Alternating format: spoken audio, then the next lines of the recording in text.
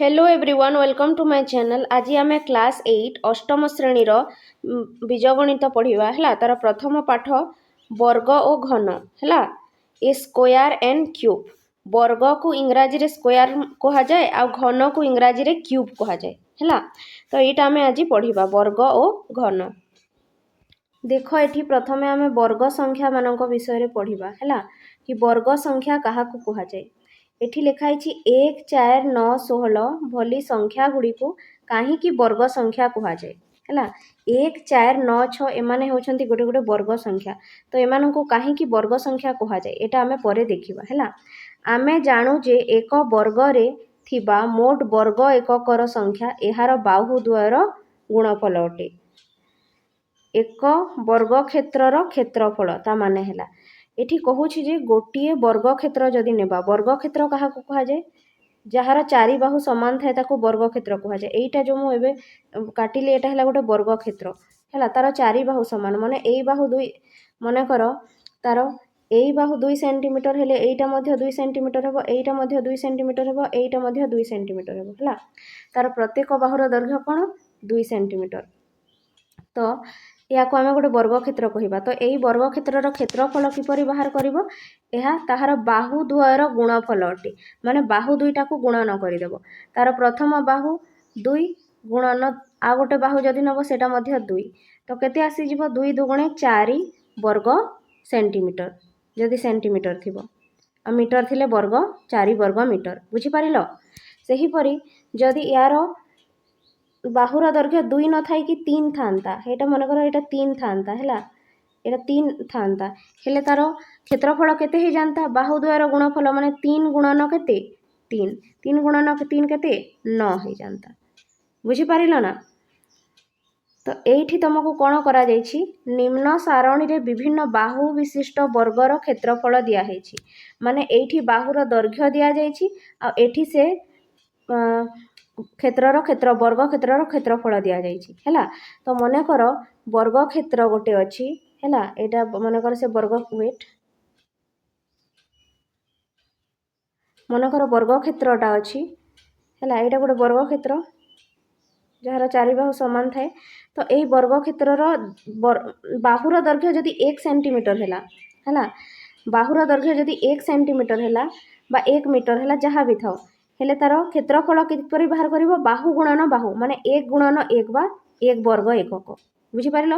तार बाहुर दैर्घ्य जदि 2 अछि हैला हेले क्षेत्रफल 2 गुणन 2 4 वर्ग एकक हो जिवो। बाहुर दैर्घ्य जदि 3 अछि हेले क्षेत्रफल बाहु गुणन बाहु माने 3 गुणन 3 9 वर्ग एकक हेबो।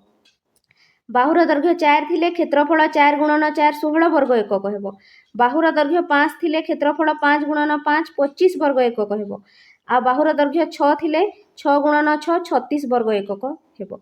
सेही परी बाहुर दैर्घ्य मनकर 7 अछि हैला 7 अछि हेले तार केते हे जिवो क्षेत्रफल 7 गुणन 7 केते 7 गुणन 7 वेट 7 गुणन 7 केते 49 वर्ग एकक हे जिवो।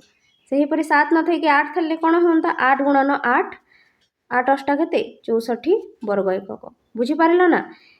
तो एपटे दिया है तुमको बाहुर दैर्घ्य एगुड़ाक आईपटे देछि से वर्ग क्षेत्रर क्षेत्रफल किपरि बाहर करिवो बाहु को 2 थर गुणन करिदेबो हैला बाहु गुणन बाहु बुझी पारिलो ना। वर्ग क्षेत्रर क्षेत्रफलर सूत्र कोन बाहु गुणन बाहु मन कर गोटे वर्ग क्षेत्रर दैर्घ्य अछि 5 सेंटीमीटर हेले तार क्षेत्रफल किपरि बाहर करिवो 5 गुणन 5 समान 25 वर्ग एकक। सेंटीमीटर थिले 25 वर्ग सेंटीमीटर और मीटर रे थिले 25 वर्ग मीटर बुझी पारिलो। तापरे एठी दिया जायछि तुमको कोन देख आमे वर्ग पाई निम्नलिखित सूचना व्यवहार करिथाउ। एठी देख लिखाई 1 गुणन 1 माने 1 रो वर्ग हैला 1 रो वर्ग कहिले कोन बुझिछो 1 ऊपर केते लिखाई थिबो 2 हैला माने 1 को केते थर गुणन करिवो 2 थर हेले केते बाहरिवो 1 बुझी पारिलो।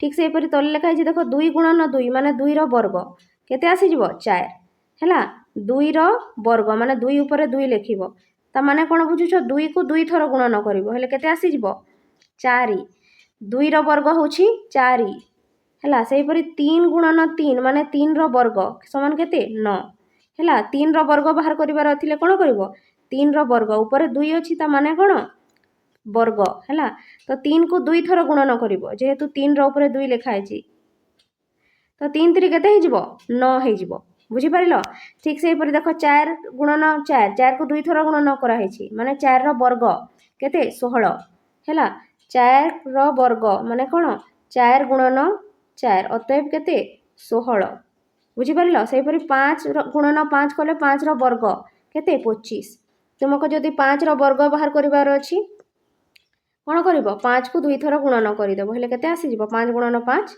25 बुझी पारिलो ना जे कोनोसी संख्यार भी तुमे एपरि वर्ग बाहर करि पारिवो वर्ग बा ताकू इंग्राजी रे कहा जाय कोन स्क्वायर बुझी पारिलो सेही परि आमे जदि 6 संख्या नेबा एठी तो 5 जाय दिया हेछि 6 जदि नेबा 6 रो वर्ग 6 रो कोन रे वर्ग माने तुमे 6 को 2 थर गुणन करिवो हेले केते आसी जिवो 636 सेही परि तुमको जदि कहा जिवो 7 रो वर्ग बा स्क्वायर हेले कोन 7 रो ऊपर 2 अछि 7 को 2 थर गुणन करिवो हेले केते आसी जिवो 7 सतह 49 सेही परि 8 रो वर्ग माने कोन 8 को 2 थर गुणन करिवो हैला हेले 8 अष्टा केते आसी जिवो 64 बुझी पारिलो एही परि भाबरे जे कोनोसी संख्यार वर्ग बाहर करा जाय बुझी पारिलो हेले ए जो 1 टा होची गोटे वर्ग संख्या 4 टा होची गोटे वर्ग संख्या 9 टा वर्ग संख्या 16 टा वर्ग संख्या 25 टा वर्ग संख्या काहे कि 2 टा गोटे वर्ग संख्या अटे कि नुहे 3 टा गोटे वर्ग संख्या अटे कि नुहे किंतु 4 टा होची गोटे वर्ग संख्या हैला काहे कि ना 2 रो वर्ग 4 हुए 2 रो वर्ग माने कोन 2 गुणन 2 कले 4 हुए सेति पई 4 टा होची गोटे वर्ग संख्या ठीक से परि जदि 9 नेबा 9 टा मध्ये गोटे वर्ग संख्या काहे कि 9 टा होची 3 रो वर्ग काहे कि ना 3 गुणन 3 कले कोन हुए 9 हुए बुझी पारलो सेही परि एठी मु केते गोटे संख्या कहिबि सेटा वर्ग संख्या अटे ना नुहे तुमे कहिबो हैला मु मने करो कहूची 100 100 टा गोटे वर्ग संख्या अटे ना नुहे 100 टा गोटे वर्ग संख्या अटे काहे कि 100 टा कहार वर्ग 100 टा होची 10 रो वर्ग तुमे 10 को 2 थर गुणन करो देखिबो 100 आसीबो हैला 10 गुणन 10 कले केते आसुची 100 तो 100 टा गोटे वर्ग संख्या बुझी पारिलो ठीक सेही परि मु कहिबि जदि हैला 75 75 टा गोटे वर्ग संख्या अटे कि 75 टा गोटे वर्ग संख्या नुहे काहे कि ना 75 टा कहारी भी वर्ग नुहे बुझी पारिलो ना किंतु मु जदि कहिबि 81 81 टा होची गोटे वर्ग संख्या काहे कि 81 टा होची 9 रो वर्ग 9 को जदि तुमे 2 थर गुणन करिवो 9 गुणन 9 हेले केते आसुची 81 आसुची तो 81 टा गोटे आमे वर्ग संख्या कहि परिबा बुझी पारिलो सेही परि 16 टा मध्ये गोटे वर्ग संख्या काहे कि तुमे 4 रो वर्ग करो माने 4 गुणन 4 करो केते आसीबो 16 आसीबो तो 16 को गोटे वर्ग संख्या कहिबा किंतु 20 टा गोटे वर्ग संख्या नुहे बुझी पारिलो काहे कि ना 20 टा कहारी भी वर्ग नुहे बुझी हला एही परि तुमे देखिबो कि 1 रु 50 भितरे किबा 1 रु 100 भितरे केते को संख्या गुडी को वर्ग संख्या और को संख्या गुडी को वर्ग संख्या नुहंती बुझी पारिलो तापरे आमे जदि देखिबा देखो साधारणतः कोनोसी संख्या n पई आमे n गुणन n स्क्वायर लिखि थाउ एहा को n रो वर्ग भाबे पढी थाउ माने गोटे को संख्या माने कर अछि n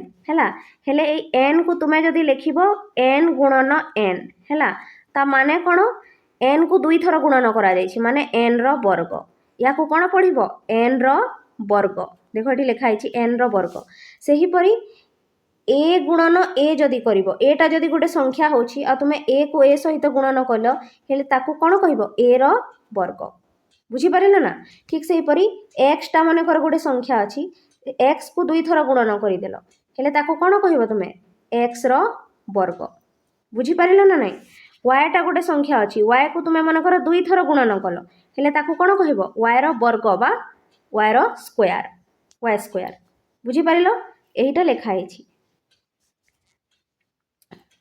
आमे कोन 3 विभक्तक 5 किंबा 2.5 एकक बाहु विशिष्ट एक वर्ग पाई परिबा कि कोनोसी गोटे वर्गर बाहुर दैर्घ्य 3 विभक्तक 5 और 2.5 हेई परिबो कि हां गोटे मनकर वर्ग क्षेत्र अछि एटा गोटे वर्ग क्षेत्र हैला यार बाहुर दैर्घ्य अछि 3 विभक्तक 5 ବର୍ଗକ୍ଷେତ୍ରର ପ୍ରତ୍ୟେକ ବାହୁ ସମାନ ଥାନ୍ତି ତ ପ୍ରତ୍ୟେକ ବାହୁର ଦୈର୍ଘ୍ୟ କେତେ 3/5 ହେଲା। ହେଲେ ୟାର କ୍ଷେତ୍ରଫଳ ବାହାର କରିବା କିପରି ଦେଖ ହେଲା। ୟାର କ୍ଷେତ୍ରଫଳ କିପରି ବାହାର କରିବା ଏ କ୍ଷେତ୍ରରେ ବର୍ଗକ୍ଷେତ୍ରର କ୍ଷେତ୍ରଫଳ ହେବ 3/5ର ବର୍ଗ କରି ଦିଆହେଇଛି ଦେଖ। କାହିଁକି ବର୍ଗକ୍ଷେତ୍ରର କ୍ଷେତ୍ରଫଳର ସୂତ୍ର ହେଲା ବାହୁ ଗୁଣନ କ'ଣ ବାହୁ ହେଲା। ମାନେ କ'ଣ ବୁଝୁଛ ବାହୁ ଗୁଣନ ବାହୁ ମାନେ ବାହୁର କ'ଣ କରିବ ବର୍ଗ କରିବ। ବାହୁକୁ 2 ଥର ଗୁଣନ କରୁଛ ମାନେ ବାହୁର ବର୍ଗ କରୁଛ ବୁଝିପାରିଲ। ତ ଏଠି 3/5ର ବର୍ଗ କରାହେଇଛି ଦେଖ ମାନେ 3/5 ଗୁଣନ 3/5 3/5କୁ 2 ଥର ଗୁଣନ କରାଯାଇଛି 3 ଗୁଣନ 3 9 ଆଉ 5 ଗୁଣନ 5 କେତେ 25 ଏତିକି ବର୍ଗ ଏକକ ବୁଝିପାରିଲ ନା ନାଇଁ। ଆଉ ଥରେ ବତଉଛି ଦେଖ କ'ଣ କରାହେଇଛି। ଏଇଠି ଯେଉଁ ବର୍ଗକ୍ଷେତ୍ର ଦେଖୁଛ ସେଠି ଯେଉଁ ବାହୁର ଦୈର୍ଘ୍ୟ ଅଛି ସେଟା କେତେ ଅଛି 3/5 ଅଛି ହେଲା। ହେଲେ ୟାର କ୍ଷେତ୍ରଫଳ କିପରି ବାହାର କରିବା ଆମେ ୟାର କ୍ଷେତ୍ରଫଳ କିପରି ବାହାର କରିବା ତାର କ୍ଷେତ୍ରଫଳ ବାହାର କରିବା ପାଇଁ ଆମେ 3/5ର ବର୍ଗ କରିଦେବା। 3/5ର ବର୍ଗ ମାନେ କ'ଣ 3/5କୁ 2 ଥର ଗୁଣନ କରିଦିଅ ହେଲା। ହେଲେ କେତେ ଆସିଯିବ ଉପରେ ଲବକୁ ଲବ ସହିତ ଗୁଣନ କର 3 3 9 ବାଏ ତଲେ ହରକୁ ହର ସହିତ ଗୁଣନ କର 5 5 25 ତ କେତେ ଆସିଗଲା 9/25 ବର୍ଗ ଏକକ ହେଲା। ବର୍ଗ ଏକକ ମାନେ ଯଦି ମିଟରରେ ଥିବ ଏଇଟା ହେଲେ ବର୍ଗ ମିଟର ଆସିବ ଆଉ ଯଦି ସେଣ୍ଟିମିଟରରେ ଥିଲେ ଏଠି ବର୍ଗ ସେଣ୍ଟିମିଟର ଆସିବ ବୁଝିପାରିଲ ନା ହେଲା। ସେହିପରି କହିଛି ଯେ ଯଦି 2.5 ଥିବ ବର୍ଗକ୍ଷେତ୍ରର ବାହୁର ଦୈର୍ଘ୍ୟ ହେଲେ ତାର କ୍ଷେତ୍ରଫଳ କିପରି ବାହାର କରିବା ପୁଣି ଗୋଟେ କାଟୁଛି ଦେଖ ବର୍ଗକ୍ଷେତ୍ର ଏଟା ବର୍ଗକ୍ଷେତ୍ର ତାର ବାହୁର ଦୈର୍ଘ୍ୟ କେତେ କହିଛି ଏଠି 2.5 କହିଛି ନା ତ ଏଠି ଆମେ 2.5 ନେବା ସବୁ ବାହୁର ଦୈର୍ଘ୍ୟ ହେଲା 2.5 ହେଲା। ତ ୟାର କ୍ଷେତ୍ରଫଳ କିପରି ବାହାର କରିବ ଦେଖ 2.5ର ବର୍ଗ କରିଦେବ 2.5ର ବର୍ଗ ମାନେ କ'ଣ 2.5କୁ 2 ଥର ଗୁଣନ କରିଦେବ ହେଲେ କେତେ ଆସୁଛି 6.25 ବର୍ଗ ଏକକ ହେଲା। ତ ଏଠି ଆମେ ମଧ୍ୟ କରିକି ଦେଖିବା ଏଇ ବର୍ଗକ୍ଷେତ୍ରର ବାହୁର ଦୈର୍ଘ୍ୟ 2.5 ଅଛି ତ ତାର କ୍ଷେତ୍ରଫଳ କିପରି ବାହାର କରିବା 2.5ର ବର୍ଗ ହେଲା। ଏଇଟା କ'ଣ ବାହାର କରୁଛି କ୍ଷେତ୍ରଫଳ 2.5ର ବର୍ଗ ମାନେ କ'ଣ 2.5କୁ 2 ଥର ଗୁଣନ କରିବ 2.5 ଗୁଣନ 2.5 ହେଲେ କେତେ ଆସିଯିବ ତାହା ଦେଖ 2.5 ଗୁଣନ 2.5 କର ନହେଲେ 25 ଗୁଣନ 25 କରିଦିଅ କେତେ ଆସିଯିବ 625 ଆସିଯିବ। ତାପରେ ଏଠି ଗୋଟେ ସଂଖ୍ୟା ଛାଡ଼ିକି ଦଶମିକ ଅଛି ଏଠି ମଧ୍ୟ ଗୋଟେ ସଂଖ୍ୟା ଛାଡ଼ିକି ଦଶମିକ ଅଛି ମାନେ ଟୋଟାଲ 2ଟା ସଂଖ୍ୟା ଛାଡ଼ିକି ଦଶମିକ ଦେଇଦେବ ଏଠି ତ କେତେ ଆସିଗଲା 6.25 ବର୍ଗ କ'ଣ ଏଇଠି ଲେଖିଦେବା ବର୍ଗ ଏକକ ହେଲା। এইটা যদি মিଟରରେ ଥିବ ହେଲେ ଏଇଟା ବର୍ଗ କ'ଣ ଆସିବ ମିଟର ଆଉ ଏଇଟା ଯଦି ସେଣ୍ଟିମିଟରରେ ଥିବ ହେଲେ ଏଠି ବର୍ଗ ସେଣ୍ଟିମିଟର ବୁଝିପାରିଲ। ତ ଏହିପରି ଆମେ କରିଥାଉ ବୁଝିପାରିଲ ନା। ତ ଯାହା ବି ଦେଇଥାଉ ହେଲା ଗୋଟେ ବର୍ଗ ଦେଇଥିବ ଯଦି ୱେଟ୍ ଗୋଟେ ଆମେ ଆଉ ଗୋଟେ ଉଦାହରଣ ନେଇକି ଦେଖିପାରିବା। ଏଠି ଗୋଟେ ବର୍ଗକ୍ଷେତ୍ର ଦିଆହେଇଛି ମନେକର ୟାର ବାହୁର ଦୈର୍ଘ୍ୟ 2 ୟାର ବାହୁର ଦୈର୍ଘ୍ୟ ଆମେ ନେଇଯିବା 2/3 ହେଲା 2/3 ପ୍ରତ୍ୟେକ ବାହୁର ଦୈର୍ଘ୍ୟ ହେଲା। ହେଲେ ୟାର କ୍ଷେତ୍ରଫଳ କିପରି ବାହାର କରିବ 2/3ର କ'ଣ କରିଦେବ ବର୍ଗ ମାନେ କ'ଣ ବୁଝୁଛ 2/3 ଗୁଣନ 2/3 ତାକୁ 2 ଥର ଗୁଣନ କରିବ ହେଲେ କେତେ ଆସିବ 2 ଦୁଗୁଣେ 4 3 3 9 ମାନେ 4/3 କେତେ 9 ବୁଝିପାରିଲ ନା 4 କେତେ ଆସିଲା 4 ଏଇଠି ଲେଖିଦେଉଛି ଦେଖ 2 ଦୁଗୁଣେ 4 ଆଉ 3 3 କେତେ 9 3 3 9 4/9 ଆସିଲା ହେଲା। ତାପରେ ନେକ୍ସଟ ଦେଖିବା କ'ଣ ଅଛି ଆମର ସ୍ୱାଭାବିକ ସଂଖ୍ୟା ଗୁଡ଼ିକର ବର୍ଗକୁ ପୂର୍ଣ୍ଣ ବର୍ଗ ସଂଖ୍ୟା କୁହାଯାଏ ହେଲା। ଯଦି ଆମେ ସ୍ୱାଭାବିକ ସଂଖ୍ୟା ନେବା ସ୍ୱାଭାବିକ ସଂଖ୍ୟା ମାନେ କ'ଣ ବୁଝୁଛ 1 2 3 4 5 ... ଅସଂଖ୍ୟ ଯାଏ ସ୍ୱାଭାବିକ ସଂଖ୍ୟାକୁ ଗଣନ ସଂଖ୍ୟା ମଧ୍ୟ କୁହାଯାଏ ହେଲା।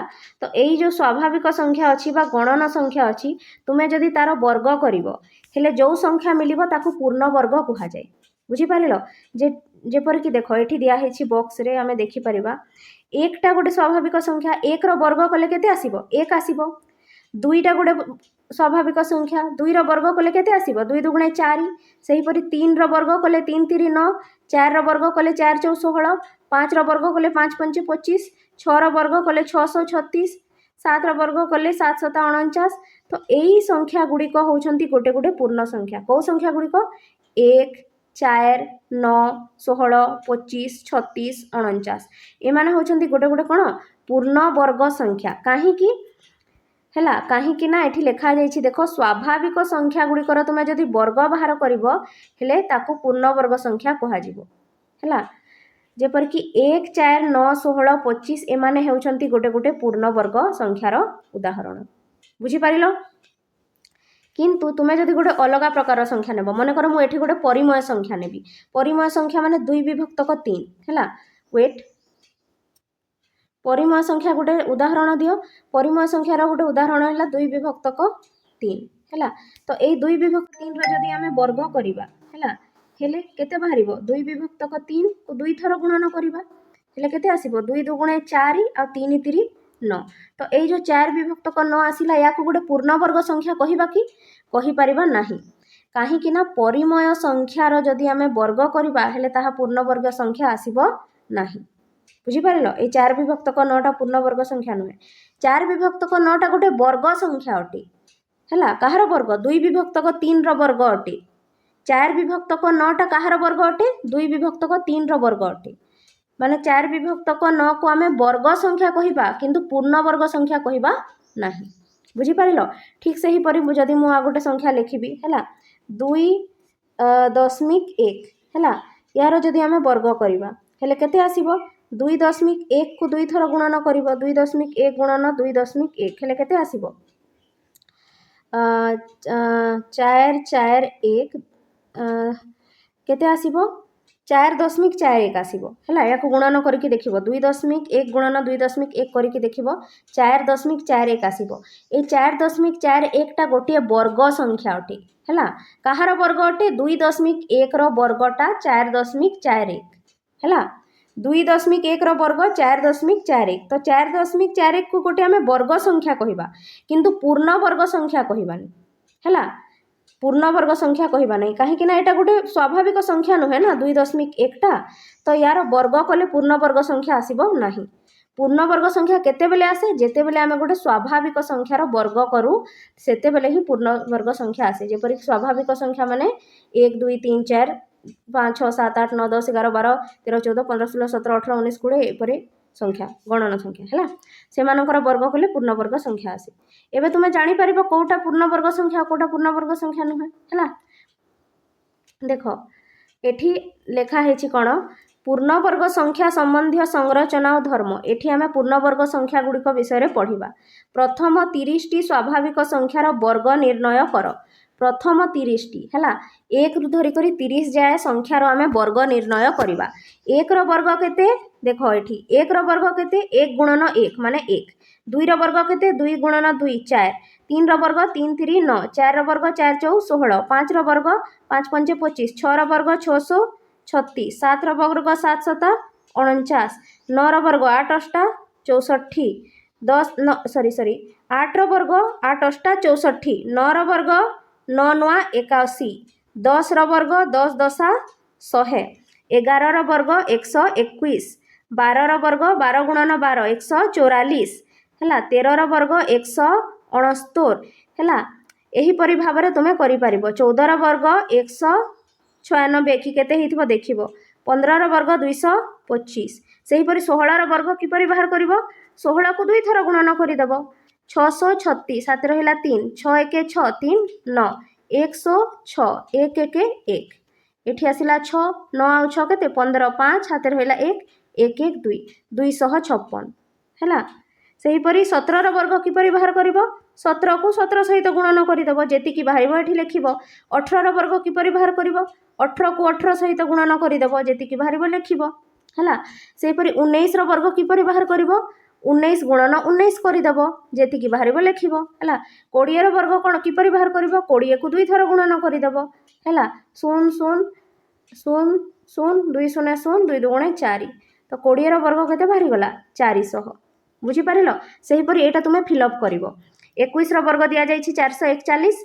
22 रो वर्ग कि परि बाहर करिवो 22 को 2 थर गुणन करदेव 22 गुणन 22 तापर ये 23 वर्ग बाहर कर किपरि 23 गुणन 23 है तापर 24 वर्ग किपरि 24 गुणन 24 25 वर्ग 25 गुणन 25 यहीपरि कर निजे फिलअप कर अति सहज अच्छी ना आ लास्ट को ये 30 वर्ग बाहर कर माने कौन 30 गुणन 30 जिते बाहर करते 900 बुझीपार यहाँ फिलअप निजे कर अति सहज अच्छी जदि तुम्हें निजे कर तुमको किसी पढ़ला भलिया लगे है निजे कले बुझी पार ये बक्सटा को फिलअप कर देख ये कौन कही तुम्हें एठारे क्यों प्रकार संरचना लक्ष्य करुछ है अन्य मानक सहित आलोचना कर और अनुधारण कर कौन कौन ये आम लक्ष्य करुछे देखा देख उपरोक्त सारणी रे थिबा वर्ग गुड़ी को लक्ष्य कर ऊपर जो सारणी रे आम वर्ग गुड़िक पढ़िला ताकू देखिबा एही संख्या गुड़िकर एकक स्थान रे केउ सबु अंक अछि एही समस्त संख्यार एकक स्थान रे थिबा अंक होछि 0 1 4 5 6 आ 9 हैला 2 3 7 किंबा 8 कहारे भी एकक अंक रे न थाए 2 3 7 8 न थाए देखो एठी कहिछि जे या को आम फिलअप करदेवा पुणी थे यहाँ हूँ 36 7 7 49 है 8 8 64 9 9 81 10 10 100 है तो ये कहूँ जे प्रत्येक यही सारणी रे जेतिकी भी संख्या अच्छा समस्त एकक घरे 1 अच्छी 4 अच्छी 9 अच्छी 6 अच्छी 5 अच्छी आउ 0 अच्छी है किंतु कहारे भी एकक घरे 2 नहीं 3 नहीं 7 नहीं आउ 8 नहीं तुम्हें ए सारणीटा पूरण कर देखिब है कहारे भी एकक घरे एटा को फिलअप कर देखिब जे कहारे भी एकक घरे 2 नथिबो 3 नथिबो 7 नथिबो 8 नथिबो बुझीपारे ना कौनसी भी वर्ग संख्यार एकक घरे 2 3 7 और 8 न थाए है सेटा ही लिखा है लक्ष्य कर तो प्रत्येक वर्ग संख्यार एकक घरे कौन थाए 0 थाए 1 थाए 4 थाए 5 थाए 6 थाए किंबा 9 थाए 2 3 7 और 8 कहारे भी एकक घरे न थाए एटा मन रखिबो हैला तो तुम्हें देखिकी कहि पारिबो जे कोटा गोटे वर्ग संख्या कोटा गोटे वर्ग संख्या नुहे आ जदि बुझी पारुना मु उदाहरण सहित बुझौछि देख 100टा गोटे वर्ग संख्या हैला एई 100 एकक घरे कौन अच्छी 0 अच्छी से 25टा गोटे वर्ग संख्या तार एकक घरे कौन अच्छी 5 अच्छी 81टा गोटे वर्ग संख्या तार एकक घरे कौन अच्छी 1 अच्छी है तापरे 64टा गोटे वर्ग संख्या तार एकक घरे कौन अच्छी 4 अच्छी 36टा गोटे वर्ग संख्या तार एकक घरे कौन अच्छी 6 आ 49टा गोटे वर्ग संख्या तार एकक घरे कौन अच्छी 9 तो तुम्हें जेतिकी भी वर्ग संख्या देखिबो तार एकक घरे कौन थाई पारे 0 थाई पारे हैला 1 थाई पारे 5 थिबो 6 थिबो 4 थिबो आउ 9 थिबो बुझी पारिलो तो तुम्हें एई जिनिसटा मन रखिबो हैला कि पूर्णवर्ग संख्यार एकक घरे यही सब संख्या थाए है किंतु ए संख्या गुड़िक न थाए तापर 2 नंबर कही कौन देख एकक स्थान रे वेट टिके रुह एकक स्थान रे 0 1 4 5 6 9 थिले प्रत्येक क्षेत्र रे संख्याटी पूर्णवर्ग संख्या होई थाए कि तापरे आमे तो जानिले जे पूर्णवर्ग संख्यार एकक घरे 0 1 4 5 6 आउ 9 थाए किंतु जे कोनोसी संख्यार एकक घरे जदि 0 1 4 5 6 आउ 9 थिले ताकू पूर्णवर्ग संख्या कहि परिबा कि मन कर 10टा गोटे संख्या तार एकक घरे 0 अच्छी माने एटा गोटे पूर्णवर्ग संख्या अटे कि नुहे है 10टा कहारी भी वर्ग नुहे ठीक से हीपरी 11 एकक घरे तो 1 अच्छी एटा गोटे पूर्णवर्ग संख्या अटे कि नुहे 14 एकक घरे 4 अच्छे पूर्णवर्ग संख्या अटे कि नुहे ठीक से हीपरी जदि आमे देखिबा 24 एकक घरे 6 अच्छी पूर्णवर्ग संख्या अटे कि नुहे सेपरी 19 एकक घरे 9 अच्छी पूर्णवर्ग संख्या अटे कि नुहे तो एठी जो आमको क्वेश्चन पचारि कि एकक स्थान रे 0 1 4 5 6 किंबा 9 थिले प्रत्येक क्षेत्र रे संख्याटी पूर्णवर्ग संख्या होई थाए कि नाही हैला जदि जे कोनोसी भी संख्यार एकक घरे 0 1 4 5 किंबा 6 किंबा 9 थिले ताकू पूर्णवर्ग संख्या कहिबा नाही हैला तापरे देखो एवं देखो 16 और 36 उभय वर्ग संख्या 16टा भी वर्ग संख्या जानिछ 4 रो वर्ग 16 आ 36टा मध्य वर्ग संख्या 6 रो वर्ग 36 हैला जहार एकक स्थान रे केते अछि 6 ଷୋହଳର ଏକକ ଘରେ 6 ଅଛି ଆଉ 36ର ଏକକ ଘରେ 6 ଅଛି, କିନ୍ତୁ ଏକକ ସ୍ଥାନରେ 6 ଥାଇ 24ଟା ଏକ ବର୍ଗ ସଂଖ୍ୟା ନୁହେଁ। ଦେଖ 16ର ଏକକ ଘରେ 6 ଅଛି, ଏଟା ଗୋଟେ ବର୍ଗ ସଂଖ୍ୟା। 36ର ଏକକ ଘରେ ମଧ୍ୟ 6 ଅଛି, ଏଟା ମଧ୍ୟ ଗୋଟେ ବର୍ଗ ସଂଖ୍ୟା। 16ଟା 4ର ବର୍ଗ ଆଉ 36ଟା 6ର ବର୍ଗ। କିନ୍ତୁ 26କୁ ଯଦି ତୁମେ ଦେଖିବ, ୟାର ଏକକ ଘରେ ମଧ୍ୟ 6 ଅଛି, 26ର ଏକକ ଘରେ ମଧ୍ୟ 6 ଅଛି, କିନ୍ତୁ ଏହା ଗୋଟେ ବର୍ଗ ସଂଖ୍ୟା ନୁହେଁ। ବୁଝିପାରିଲ ନା? ସେଇଟା ହିଁ କହିଛି।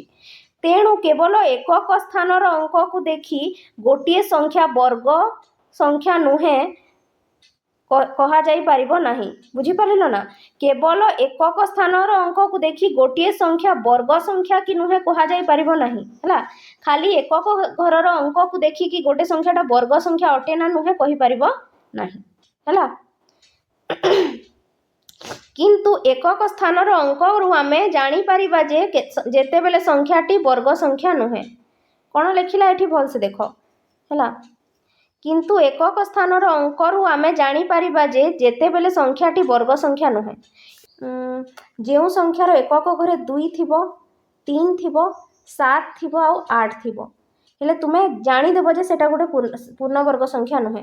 ମନେକର 22 ପୂର୍ଣ୍ଣବର୍ଗ ସଂଖ୍ୟା ହେଇପାରିବନି। ହେଲା, 13 ପୂର୍ଣ୍ଣବର୍ଗ ସଂଖ୍ୟା ହେଇପାରିବନି, 17 ପୂର୍ଣ୍ଣବର୍ଗ ସଂଖ୍ୟା ହେଇପାରିବନି, 18 ପୂର୍ଣ୍ଣବର୍ଗ ସଂଖ୍ୟା ହେଇପାରିବନି। କିମ୍ବା ଗୋଟେ ବଡ଼ ସଂଖ୍ୟା ଯଦି ନେବା, ବହୁତ ବଡ଼ ସଂଖ୍ୟା ନେବା, ରୁହ ମୁଁ ଲେଖୁଛି ଏଠି। ମନେକର ଗୋଟେ ସଂଖ୍ୟା ନେବା ଆମେ 1022। ଏଇ ସଂଖ୍ୟାକୁ ଦେଖିକି ତୁମେ କୁହ ଏବେ ଏଇ ସଂଖ୍ୟାଟା ପୂର୍ଣ୍ଣବର୍ଗ ସଂଖ୍ୟା ଅଟେ ନା ନୁହେଁ? ମୁଁ ତ କହିଦେବି ଏଇ ସଂଖ୍ୟାଟା ପୂର୍ଣ୍ଣବର୍ଗ ସଂଖ୍ୟା ନୁହେଁ। କାହିଁକି ନା ତାର ଏକକ ଘରେ 2 ଅଛି। ହେଲା, ସେହିପରି ଏକକ ଘରେ 2 ଥାଉ, 3 ଥାଉ ଆଉ 7 ଥାଉ, ଯଦି 8 ଥାଉ, ହେଲେ କହିପାରିବ ଯେ ଏମାନେ ସବୁ ପୂର୍ଣ୍ଣବର୍ଗ ସଂଖ୍ୟା ନୁହନ୍ତି। ତ ସେଇଟା ହିଁ ଲେଖିଛି ଯେ ଏକକ ସ୍ଥାନର ଅଙ୍କରୁ ଆମେ ଜାଣିବା ଯେ କେତେବେଳେ ସଂଖ୍ୟାଟି ପୂର୍ଣ୍ଣବର୍ଗ ସଂଖ୍ୟା ନୁହେଁ। ଯଦି ଗୋଟିଏ ସଂଖ୍ୟା 2, 3, 7 କିମ୍ବା 8ରେ ଶେଷ ହୁଏ, ତେବେ ଆମେ ନିଶ୍ଚିତ ଭାବେ କହିପାରିବା ଯେ ଏହା ଏକ ବର୍ଗ ସଂଖ୍ୟା ନୁହେଁ। ବୁଝିପାରିଲ? ଯେଉଁ ସଂଖ୍ୟାର ଏକକ ଘରେ 2 ଥିବ କିମ୍ବା 3 ଥିବ କିମ୍ବା 7 ଥିବ କିମ୍ବା 8 ଥିବ, ଯେତେ ବଡ଼ ସଂଖ୍ୟା ଥାଉ ବା ଯେତେ ଛୋଟ ସଂଖ୍ୟା ଥାଉ, ଏକକ ଘରର ଅଙ୍କକୁ ଯଦି ଦେଖିବ 2, 3, 7 କିମ୍ବା 8 ଅଛି, ତୁମେ ଜାଣିଦେବ ଯେ ଏହା ଏକ ପୂର୍ଣ୍ଣବର୍ଗ ସଂଖ୍ୟା ନୁହେଁ। ବୁଝିପାରିଲ ନା? 5 ଦେଖ, ଯେତେବେଳେ ଆମେ ଅଭ୍ୟାସ କାର୍ଯ୍ୟ କରିବା ସବୁ ବୁଝିପାରିବ। ହେଲା, 5ଟି ସଂଖ୍ୟା ଲେଖ ଯାହାର ଏକକ ଅଙ୍କକୁ ଦେଖି ନିର୍ଣ୍ଣୟ କରିପାରିବ ଯେ ସେମାନେ ବର୍ଗ ସଂଖ୍ୟା ନୁହନ୍ତି। ଏପରି 5ଟି ସଂଖ୍ୟା ଲେଖ ଯାହାର ଏକକ ଘରକୁ ଦେଖିକି କହିପାରିବ କି ସେମାନେ ବର୍ଗ ସଂଖ୍ୟା ନୁହନ୍ତି। ମୁଁ ଲେଖୁଛି ଏବେ। ହେଲା, 5ଟି ସଂଖ୍ୟା ମୁଁ ଲେଖୁଛି। 222, ହେଲା, 413, ତାପରେ 1007, ତାପରେ 4, 9, 6, 8, ହେଲା, ତାପରେ 1, 0, 0, 0, 2। ମୁଁ 5ଟା ସଂଖ୍ୟା ଲେଖିଲି। ଆଉ এই ସଂଖ୍ୟାଗୁଡ଼ିକୁ ଆମେ ଦେଖିକି କହିପାରିବା ଯେ ଏ ସଂଖ୍ୟାଗୁଡ଼ିକ ପୂର୍ଣ୍ଣବର୍ଗ ସଂଖ୍ୟା, ପୂର୍ଣ୍ଣବର୍ଗ କହୁଛି, ହଁ, ଏ ସଂଖ୍ୟାଗୁଡ଼ିକ ବର୍ଗ ସଂଖ୍ୟା ନୁହନ୍ତି। କାହିଁକି କୁହ?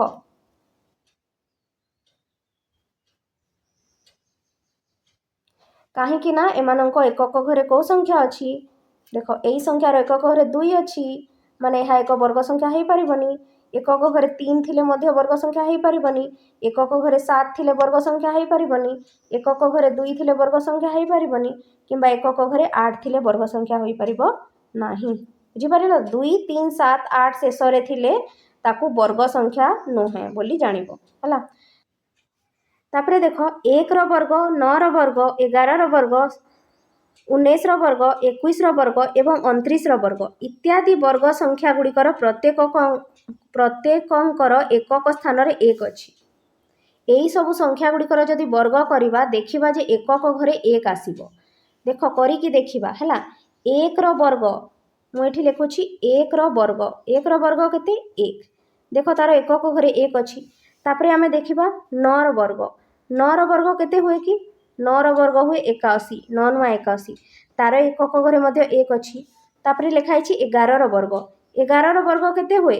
11ର ବର୍ଗ ହୁଏ 121। 11 ଗୁଣନ 11 କରିବ। ଦେଖ, 121 ହବ। तार एकक घरे मध्य 1 अच्छी देख 121 एकक घरे तापर आम 19 वर्ग करवा 19 वर्ग केते हुए 19 वर्ग हुए 361 करिकी देखिबो हैला 361 तार एकक घरे मध्य 1 अच्छी देख तापर करवा आम 21 वर्ग 21 वर्ग हूँ 441 यार एकक घरे मध्य 1 अच्छी तापर तुम करिकी देखिबो 29 वर्ग हैला 29 गुणन 29 करिवो आसीबो केते 841 841 देख यार एकक घरे मध्य 1 अच्छी तो एठी आम जेतेकी संख्या मध्य जेतिकी संख्या गुड़िकर मध्य वर्ग देखिले समस्त एकक घरे कौन आसुची 1 आसुची हैला तो एठी आम कौन जानिबा को पाइले एठी आ गोटे जिनिस आमको कहिछि जे एकक स्थान रे 1 थाई परवर्ती दुईटी वर्ग संख्या लेख हैला परवर्ती दुईटी वर्ग संख्या लेख जार एकक घरे 1 थिबो किपरि जानिबा आमे देख मु बतौछि हैला मु एठी लेखुछि 31 आमे बाहर करबा एठी 31 रो वर्ग देखिबो एकक घरे 1 आसीबो 31 रो वर्ग माने कोन 31 को दुई थरो गुणन करिवो केते आसीबा देखिबा 1 1 1 1 3 3 तापर 3 1 3 3 3 9 केते आसुछि 9 6 आ 1 देखो तार एकक घरे 1 आसिला ना नाही तापर आ गोटे संख्या नेबा जहार एकक घरे 1 आसीबो वर्ग कले हैला 39 को 39 सहित गुणन करवा है 39 गुणन 39 देखिबो एकक घरे 1 आसीबो 9 9 81 1 हाते रहिला 8 हैला 9 30 27 27 आ 8 केते आसीबो 28 29 30 31 32 33 34 35 35 आसिला 5 हाते रहिला केते 3 हैला तापर 3 9 27 27 आ 3 केते 28 29 30 30 तापर हाते रहिला 3 3 3 9 10 11 12 हैला तुमर एठी आसीगला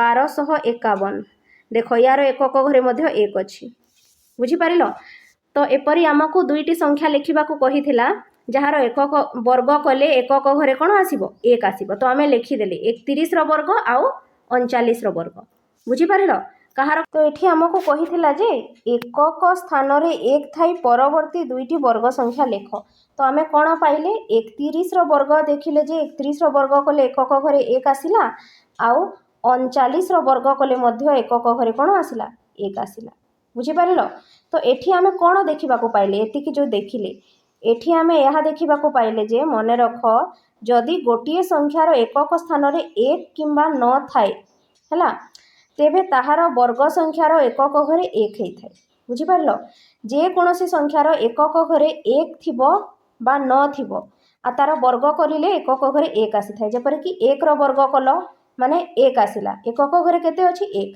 9 रो वर्ग 1 रो वर्ग कल 1 आसिला एकक घरे 1 9 रो वर्ग कल केते आसिला 81 आसिला तार एकक घरे 1 11 रो वर्ग कल केते आसिला 121 आसिला तार एकक घरे 1 हैला 19 रो वर्ग कल हैला 19 रो वर्ग कल केते आसिला 361 आसिला तार एकक घरे 1 21 रो वर्ग कल 441 आसिला तार एकक घरे मध्य 1 तो एठी तुमे कोन देखिबा को पाइलो भल से बुझ हैला जेउ संख्यार भी एकक घरे 1 थाए किंबा न थाए देखो 1 थाए किंबा न थाए न किंबा 1 थाए से मानकर जेते बेले तुमे वर्ग करूछ तार एकक घरे 1 ही आसुची देखो बुझी पारिलो ना तो जो संख्या भी थाउ एकक घरे 1 थाउ किंबा न थाउ तांकर वर्ग कले तुमको एकक घरे न मिली थो जेपर कि मु गोटे उदाहरण देउछि हैला मन कर आमे 49 नेबा तुमे 49 रो वर्ग करिकी देखिबो तार एकक घरे सब बेले 1 ही आसीबो किंबा आमे 51 नेबा तार वर्ग करिबा देखिबो एकक घरे 1 आसीबो काहेकि ना एठी आमे पढ़िले जे कोनोसी संख्यार भी जदि एकक घरे न थिबो बा 1 थिबो तांकर वर्ग कले सब बेले एकक घरे कोन आसुची 1 ही आसुची बुझी पारलो ए दुईटा संख्यार वर्ग बाहर करके देखिबो 49 गुणन 49 करिवो तापर 51 गुणन 51 करिवो देखिबो एकक घरे 1 ही आसीबो बुझी पारिलो करके देखिबो हला पॉज करिवो ए वीडियो को करके देखिबो एटा गोटे तुम नुआ जिनिस शिखिल है तापरे आ गोटे जिनिस कौन अच्छी नेक्स्ट देखा आस 6 रे शेष होउथबा वर्ग संख्या गुड़ी को विचार करवा एपरी संख्या गुड़ी को देखा जार एकक घरे कौन अच्छी 6 अच्छी है देख 16 रो एकक घरे 6 अच्छी 36 रो एकक घरे 6 अच्छी 196 256 576 ହେଲା 676 ए समस्त एकक घरे कौन अच्छी 6 अच्छी है 16टा कହାର वर्ग अच्छी देख 16टा 4 वर्ग 36टा 6 वर्ग 196टा 14 वर्ग 256टा 16 वर्ग 576टा 24 वर्ग आ 676टा 24 वर्ग है। तो ये आम कौन शिखा देख आग को है निम्नलिखित संख्या मानक मध्यरु एठी कहिछि जे निम्नलिखित संख्या मानक मध्यरु केउ गुड़िकर एकक स्थान रे 6 रहिबो देख 38 वर्ग बाहर करवा 34 वर्ग बाहर करवा 46 56 76 सॉरी 74 वर्ग आ 82 वर्ग पूरा वर्ग बाहर करने को पड़ो कि पड़ोनी एठी आमे बिना वर्ग बाहर करी मध्य कहि परिबा जे केउ संख्यार वर्ग कले एकक घरे 6 आसीबो है किपरि देख तुम्हें फास्ट संख्या को देख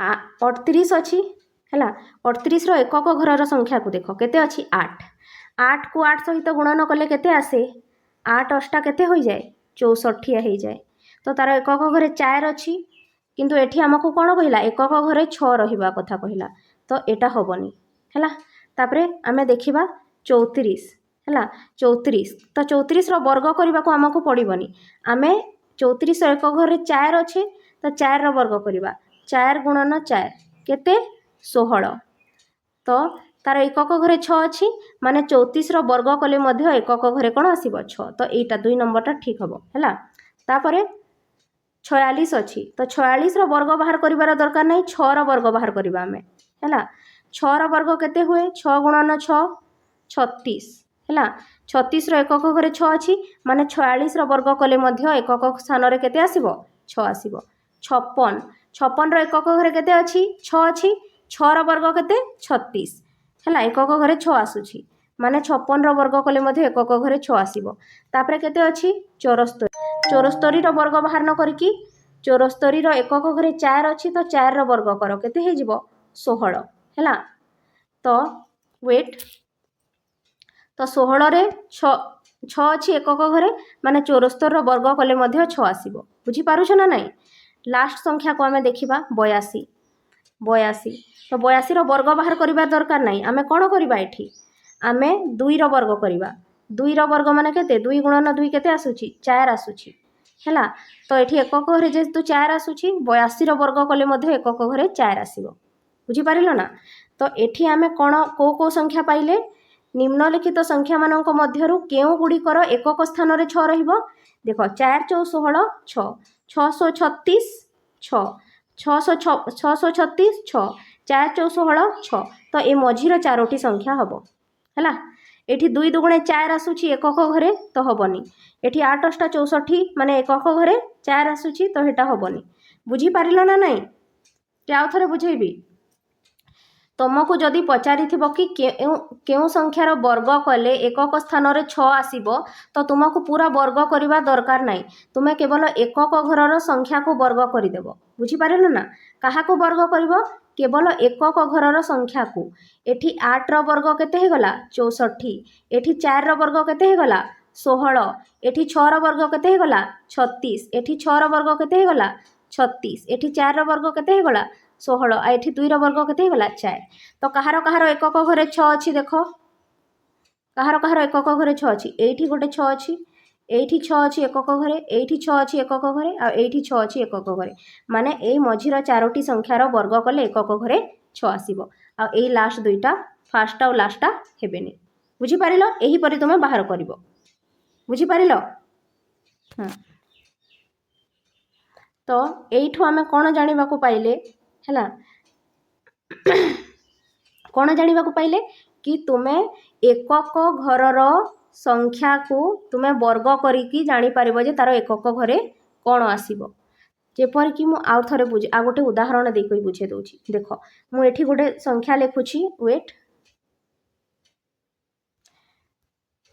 मु एठी गोटे संख्या लेखुछि मने कर 14 हैला रेड रे लेखिबा भलो हबो मु एठी गोटे संख्या लेखुछि देख 14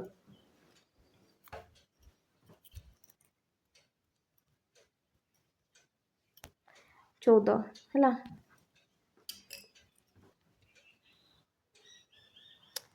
मु गोटे एठी संख्या लिखुछि देख 14 ହେଲା। ମୁଁ ଏଇ 14ର ବର୍ଗ ଜାଣିନି, ତଥାପି ମଧ୍ୟ ମୁଁ କହିପାରିବି କି ଏଇ 14ର ବର୍ଗ କଲେ ଏକକ ଘରେ କ'ଣ ଆସିବ। କିପରି? ମୁଁ ଏଇ ଏକକ ସ୍ଥାନରେ ଥିବା ଅଙ୍କର ବର୍ଗ କରିଦେବି। ଏକକ ସ୍ଥାନରେ 4 ଅଛି, ତ 4ର ବର୍ଗ କେତେ? 16। 4ର ବର୍ଗ କେତେ? 16। ତ ଦେଖିବ ତୁମେ 14ର ବର୍ଗ କଲେ ମଧ୍ୟ ଏକକ ଘରେ 6 ଆସିବ। ବୁଝିପାରିଲ? 14ର ବର୍ଗ କେତେ କି?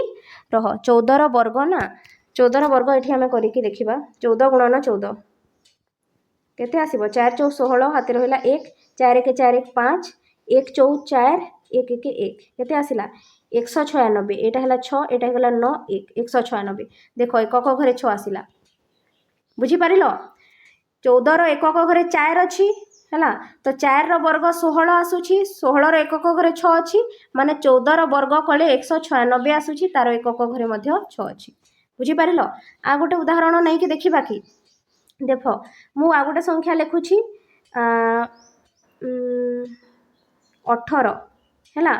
18ର ବର୍ଗ ମୁଁ ଜାଣିନି ହେଲା ଏବେ, କିନ୍ତୁ ମୁଁ 18ର ବର୍ଗ କଲେ ଏକକ ଘରେ କେଉଁ ସଂଖ୍ୟା ଆସିବ ମୁଁ ଜାଣିଦେବି। କିପରି? ମୁଁ ଏଇ ଏକକ ସ୍ଥାନର ଅଙ୍କକୁ ଦେଖିବି। ଏକକ ସ୍ଥାନରେ କିଏ ଅଛି? 8 ଅଛି। 8ର ବର୍ଗ ମୁଁ କରିବି। 8ର ବର୍ଗ କେତେ? 8ର ବର୍ଗ କେତେ? 8 ଅଷ୍ଟା 64। ତ ଏଇ 18ର ବର୍ଗ କଲେ ମଧ୍ୟ ଏକକ ଘରେ 4 ଆସିବ ହେଲା। ଯେହେତୁ 8ର ବର୍ଗ କଲେ ଏକକ ଘରେ 4 ଆସୁଛି, 18ର ବର୍ଗ କଲେ ମଧ୍ୟ ଏକକ ଘରେ 4 ଆସିବ ହେଲା। 18ର ବର୍ଗ କେତେ? କରିକି ଦେଖିବା କି ଏଠି। 18 ଗୁଣନ 18, 8 ଅଷ୍ଟା 64, 4 ହାତେ ରହିଲା 6, 8 1 8 ଆଉ 6 କେତେ? 14 ହେଲା। 1 ଅଷ୍ଟା 8, 1 1 1 କେତେ ଆସିଲା ଟୋଟାଲ? 4 8 4 12, 2 ହାତେ ରହିଲା 1 1 2 1 3, 324। ଦେଖ ଏକକ ଘରେ 4 ଆସିଲା। ବୁଝିପାରିଲ? ତ ସବୁବେଳେ ତୁମେ ଏକକ ଘର ସଂଖ୍ୟାକୁ ଦେଖିବ ଯଦି ପଚାରିଥିବ। ତାପରେ ନେକ୍ସଟ ଦେଖିବା କ'ଣ ଅଛି। ପୂର୍ବରୁ ତୁମେ ପୂରଣ କରିଥିବା ସାରଣୀରୁ ସଂଖ୍ୟା ଏବଂ ସେମାନଙ୍କର ବର୍ଗଗୁଡ଼ିକୁ ଲକ୍ଷ୍ୟ କରି ଏହିପରି ଅଧିକ ସଂରଚନା ଖୋଜ ହେଲା। ତାପରେ ନେକ୍ସଟ କହିଛି ନିମ୍ନଲିଖିତ ସଂଖ୍ୟାମାନଙ୍କର ନେକ୍ସଟ କହିଛି ନିମ୍ନଲିଖିତ ସଂଖ୍ୟା ଓ ସେମାନଙ୍କର ବର୍ଗଗୁଡ଼ିକୁ ବିଚାର କର। ଦେଖ ଏଟା ମଧ୍ୟ ଇମ୍ପୋର୍ଟାଣ୍ଟ। ଏଠି ଦେଖ 10ର ବର୍ଗ କରାହେଇଛି। 10ର ବର୍ଗ କେତେ? 100। 10 10 100। 20ର ବର୍ଗ କେତେ? 20 ଗୁଣନ 20 400। 40ର ବର୍ଗ କେତେ? 40 ଗୁଣନ 40 ମାନେ 1600 ହେଲା। ତ 10ର ବର୍ଗ କିପରି କରିବ ଜାଣିଛ ନା? 10ର ବର୍ଗ କିପରି କରିବ? 10 ଗୁଣନ 10 କରିବ ହେଲା। 10ର ବର୍ଗ କିପରି କରିବ? 10 ଗୁଣନ 10 100 ହେଲା। ଠିକ୍ ସେହିପରି ତୁମେ 20ର ବର୍ଗ କିପରି କରିବ? 20 ଗୁଣନ 20 400 ଆସିବ। 40ର ବର୍ଗ କିପରି କରିବ? 40 ଗୁଣନ 40 କେତେ ଆସିବ? 1600। ଏଇଟା ତ ଜାଣିପାରୁଛ ନା ବର୍ଗ କିପରି କରିବ। ହେଲେ ଏଠି ତୁମେ କ'ଣ ଲକ୍ଷ୍ୟ କରିପାରୁଛ? ଦେଖ ଏମାନେ କହୁଛନ୍ତି ଏଇ 10 20 ଆଉ 40 ଏମାନେ କହୁଛନ୍ତି ଆମର ଗୋଟିଏ ଶୂନ ଅଛି ବୋଲି କହୁଛନ୍ତି ଏମାନେ। ବୁଝିହେଲା? ଆଉ ଯେଉଁ ବର୍ଗ ସଂଖ୍ୟା ଅଛନ୍ତି ସେମାନେ କହୁଛନ୍ତି କିନ୍ତୁ ଆମର 2ଟି ଶୂନ ଅଛି। ଦେଖ 100ରେ ଗୋଟେ ଶୂନ ଅଛି କିନ୍ତୁ ତାର ବର୍ଗରେ 2ଟା ଶୂନ ଅଛି। 20ରେ ଗୋଟେ ଶୂନ ଅଛି କିନ୍ତୁ 20ର ବର୍ଗ 400ରେ 2ଟା ଶୂନ ଅଛି। 40ରେ ଗୋଟିଏ ଶୂନ ଅଛି କିନ୍ତୁ ତାର ବର୍ଗ 1600ରେ 2ଟା ଶୂନ ଅଛି। ବୁଝିପାରିଲ? ତ ଯଦି କୌଣସି ସଂଖ୍ୟାର ଏକକ ଘରେ ଗୋଟିଏ ଶୂନ ଅଛି ଆଉ ତୁମେ ଯେତେବେଳେ ତାର ବର୍ଗ କରିବ ସେ ଶୂନଟା କେତେ ହେଇଯିବ? 2ଟା। ବୁଝିପାରିଲ? ଦେଖ ଆଉ ଗୋଟେ ଉଦାହରଣ ଦେଇକି ବୁଝେଇବା ଆମେ। ମନେକର 30ର ବର୍ଗ କରିବା ହେଲା। 30ର ବର୍ଗ କରିବା। 30ର ବର୍ଗ କେତେ? 900 ହେଲା। ତ ଦେଖ 30ର ଏକକ ଘରେ ଗୋଟିଏ ଶୂନ ଥିଲା। 30ର ଏକକ ଘରେ କେତେଟା ଶୂନ ଥିଲା? ଗୋଟିଏ। କିନ୍ତୁ ତାର ବର୍ଗ କଲେ ତାର ଏକକ ଘରେ କେତେଟା ଶୂନ ଆସିଯାଉଛି? 2ଟା। ବୁଝିପାରିଲ ନା? ତାପରେ ଏଇ ନେକ୍ସଟକୁ ଦେଖ କ'ଣ ଅଛି ଏଠି ହେଲା। ଏମାନଙ୍କୁ ଦେଖ ଏଠି 100 ଅଛି। 100ର ବର୍ଗ କେତେ? 10,000। ଦେଖ 200 ଅଛି। 200ର ବର୍ଗ କେତେ? 40,000। ଦେଖୁଛ ନା ହେଲା। 700 ଅଛି। 700ର ବର୍ଗ କେତେ? କେତେ ହେବ ଏଇଟା? 4,90,000 ହେଲା। 900ର ବର୍ଗ ଅଛି କେତେ? ଦେଖୁଛ 8,10,000 ହେଲା। ତ ଦେଖ ଲେଫ୍ଟ ସାଇଡରେ କ'ଣ ଲେଖା ହେଇଛି? ଏମାନେ କହୁଛନ୍ତି ଆମର 2ଟା ଶୂନ ଅଛି ହେଲା। କ'ଣ କହୁଛନ୍ତି ଏମାନେ? ଆମର 2ଟା ଶୂନ ଅଛି। ଦେଖ କିନ୍ତୁ ଏପଟେ କ'ଣ କହୁଛନ୍ତି? କିନ୍ତୁ ଆମର 4ଟି ଶୂନ ଅଛି। ଆମର 4ଟି ଶୂନ ଅଛି ବୋଲି କହୁଛନ୍ତି। ତ ତୁମେ କ'ଣ ଜାଣିଲ ଏଠି? ଗୋଟିଏ ବର୍ଗ ସଂଖ୍ୟାର ଏକକ ଘରେ ଯଦି 2ଟା ଶୂନ ଅଛି ହେଲା, ହେଲେ ତାର ବର୍ଗ କରିଦେଲେ ଶୂନଟା କେତେ ହେଇଯାଉଛି 4ଟା ଶୂନ ହେଇଯାଉଛି ବୁଝିପାରିଲ